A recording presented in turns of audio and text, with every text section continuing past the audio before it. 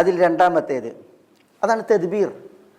തദ്ബീർ എന്ന് പറഞ്ഞിട്ടുണ്ടെങ്കിൽ ഇതൊരു വലിയ പുണ്യമാണ്. എന്താ, ഒരാൾ അയാളുടെ കീഴിൽ അടിമകളുണ്ട്, പക്ഷേ അയാൾ ജീവിതകാലത്ത് വസിയ്യത്ത് എഴുതുകയാണ്, എൻ്റെ കീഴിലുള്ള അടിമകൾ എൻ്റെ മരണത്തോടു കൂടി മോചിതരാണ്. അതിനാണ് തദ്ബീർ എന്ന് പറയാം. അത് വലിയ ഒരു പുണ്യമാണ് ഇസ്ലാമിൽ. അതുകൊണ്ട് തന്നെ സഹാബികളൊക്കെ ഇങ്ങനെ വസിയ്യത്ത് എഴുതുമായിരുന്നു. തൻ്റെ കീഴിലുള്ള അടിമകളെ തൻ്റെ മരണത്തോടു കൂടി അവർ മോചിതരാണ് എന്ന് പറഞ്ഞിട്ട് വസിയ്യത്ത് എഴുതുമായിരുന്നു. വിശുദ്ധ മദീനയിൽ ഒരു വലിയ ചരിത്രം ഉണ്ടായി. ആ ചരിത്രത്തിലേക്കാണ് ഞാനിവിടെ ഒരു സൂചന എഴുതിയത്. ഉമ്മു വറക്ക ബിന്ദു അബ്ദില്ല ഇബ്നു നൗഫൽ അൽ അൻസാരിയ, ഉമ്മു വറക്ക അൽ അൻസാരിയ പ്രസിദ്ധ സഹാബിയാണ്, അൻസാരി മഹദിയാണ്. ഈ മഹദി അവരുടെ ജീവിതകാലത്ത് ഇത് ചെയ്തു. തദ്ബീർ എന്ന് പറഞ്ഞെങ്കിൽ അവർക്കൊരു അടിമ ആണും പിന്നെ ഒരു അടിമ പെണ്ണും ഉണ്ടായിരുന്നു. ഉമ്മു വറക്ക റളിയല്ലാഹു തആല അൻഹ. ഉമ്മു വറക്ക എന്ത് ചെയ്തു, തൻ്റെ മരണശേഷം ഇവർ സ്വതന്ത്രരാണ് എന്ന് വസിയ്യത്ത് എഴുതി രേഖപ്പെടുത്തി. എന്താ സംഭവിച്ചത്?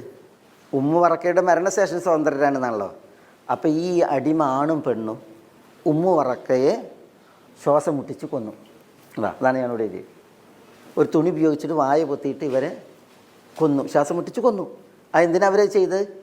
ഉമ്മു വറക്ക പെട്ടെന്ന് മരിച്ചിട്ടുണ്ടെങ്കിൽ ഇവർക്ക് പെട്ടെന്ന് സ്വാതന്ത്ര്യം നേടാം എന്ന നിലക്കാണ് അവർ ചെയ്തത്. പക്ഷേ ഈ കേസ് പിടിക്കപ്പെട്ട് ഉമർ റളിയല്ലാഹുവിൻ്റെ ഖിലാഫത്തിലാണ് ഈ സംഭവം. ഇനി അടിമകൾക്ക് പുറത്തു പോകാൻ ദീനിൽ നിശ്ചയിച്ച മറ്റൊരു വിഷയമാണ് റിഖാബ്. അല്ലാഹു സുബ്ഹാനഹു വ തആല പറയാണ് വഫിർ റിഖാബ്. എന്താ റിഖാബിൻ്റെ വിഷയം? സകാത്ത് മുതൽ കൊണ്ട് അടിമകൾ മോചിപ്പിക്കപ്പെടുക എന്നുള്ളത് നമുക്കറിയാം. സകാത്ത് മുതൽ എത്ര ആൾക്കാർ വീതിക്കുക? എത്ര ആൾക്ക്? 8 പേർക്ക്. 8 പേർക്കാണ് സകാത്ത് മുതൽ വീതിക്കുക.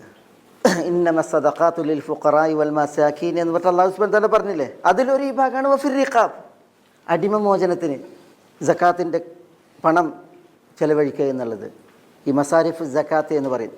സകാത്ത് മുതൽ വിനിയോഗിക്കേണ്ട മേഖലകൾ, അതിൽ ഫക്കീറന്മാരോടൊപ്പം മിസ്കീന്മാരോടൊപ്പം കടം കൊണ്ട് വലഞ്ഞവരോടൊപ്പം സകാത്തിന് വേണ്ടി ജോലി ചെയ്യുന്നവരോടൊപ്പം വഴിപോക്കരോടൊക്കെ ഒപ്പം അല്ലാഹു സുബ്ഹാനഹു വ തആല എണ്ണിയൊരു വിഭാഗമാണ് റിഖാബ്, അടിമകളെ സകാത്തിൻ്റെ പണം കൊടുത്ത് മോചിപ്പിക്കുക എന്നുള്ളത്.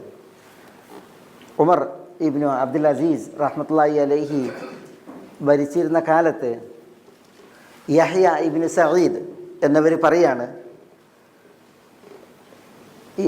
അതാണ് ഇത് വരി. ഉമർ ബിൻ അബ്ദുൽ അസീസ് അദ്ദേഹത്തെ ആഫ്രിക്കയിലെ സകാത്ത് പിരിക്കാൻ വേണ്ടിയിട്ട് നിയോഗിച്ചു എന്നാണ്. ആഫ്രിക്ക അന്നൊക്കെ ആഫ്രിക്കയ്ക്ക് ഇസ്ലാമിക രാഷ്ട്രത്തിന് കീഴിലാണ്. അങ്ങനെ സകാത്ത് പിരിച്ച് അദ്ദേഹം പറയണം, അത് വീതം വെക്കുവാൻ സാധുക്കളെ അന്വേഷിച്ചപ്പോൾ ഒരു സാധുവിനെ പോലും കണ്ടെത്തിയില്ല എന്നുള്ളതാണ്. അത്രമേൽ ധന്യമായ ഒരു സാമൂഹ്യ സാഹചര്യമായിരുന്നു അക്കാലങ്ങളിൽ. ഉമർ ബിൻ അബ്ദുൽ അസീസ് ഭരിക്കുന്ന കാലം എന്ന് പറഞ്ഞിട്ടുണ്ടെങ്കിൽ അമവികളുടെ ഭരണകാലത്ത് സഹാബികളെല്ലാവരും മരിച്ചു തീർന്നിട്ടില്ല.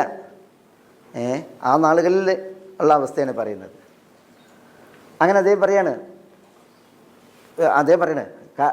ഒരു സാധുവിനെയും കണ്ടെത്തിയില്ല. കാരണം ഉമർ ബിൻ അബ്ദുൽ അസീസ് ജനങ്ങൾ അത്രമേൽ സമ്പന്നരാക്കിയിരുന്നു എന്നാണ്, ധന്യരാക്കിയിരുന്നു എന്നാണ്.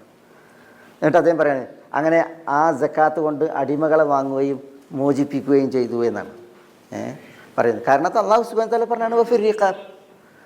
അപ്പോൾ നോക്കൂ, നിങ്ങൾ അടിമകൾക്ക് അടിമത്തത്തിൽ നിന്ന് പുറത്തു പോകാൻ ആളുകളുടെ നിർബന്ധ സക്കാത്തിൻ്റെ ഒരു വിഹിതം മേലായ റബ്ബ് സുബ്ഹാനഹു വ തആല നിശ്ചയിക്കുകയാണ്. അതുകൊണ്ട് ഇവർ മോചിപ്പിക്കപ്പെടാൻ വേണ്ടിയിട്ട്